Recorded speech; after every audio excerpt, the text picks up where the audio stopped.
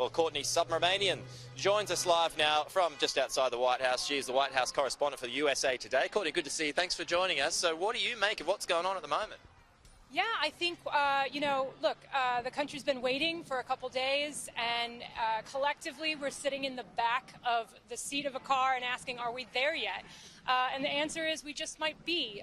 As you mentioned earlier, we're waiting on Nevada, which could hand Joe Biden the 6 electoral votes that he needs. But we also might hear from Pennsylvania tonight, which could put him way over the 270 majority threshold. Yeah. What's your advice? So do you think we'll find out tonight? I think there's a very good chance. I think Pennsylvania is confident in their ability to get this done. Election officials there said that they are hoping to have an answer tonight. So we could have a new president-elect when everyone wakes up tomorrow. And how do you think Donald Trump is going to react to that over the coming days and weeks? Anyone's guess, I suppose.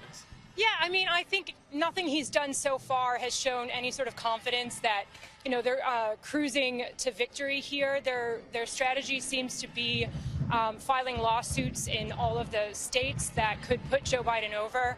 A couple of those lawsuits were tossed out today in Michigan and Georgia, and I think we'll continue to see a legal battle. What would you be expecting then in those final months of his presidency if Joe Biden is the president-elect? I mean, no one really knows for sure, but how do you think the government would function? I mean, I think he's going to continue to undercut the election process, as we've seen. He mentioned that, he thinks there's fraud.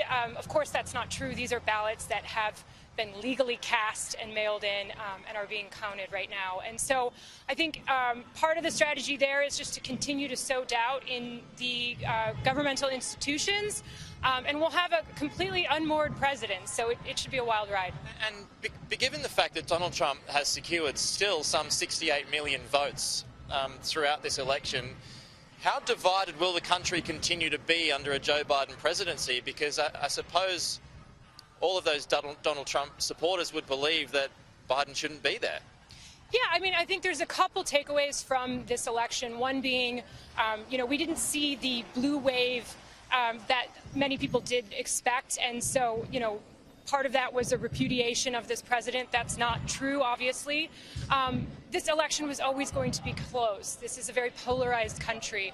So I think Trumpism is around, and the Republican Party won't see that sort of reckoning that a lot of people expected with this election. Would you expect him to run again in 4 years? A bit of talk about that now. I wouldn't count it out. I also wouldn't count out his children, Ivanka Trump and Donald Trump Jr. All right, Courtney Subramanian, appreciate your time this morning.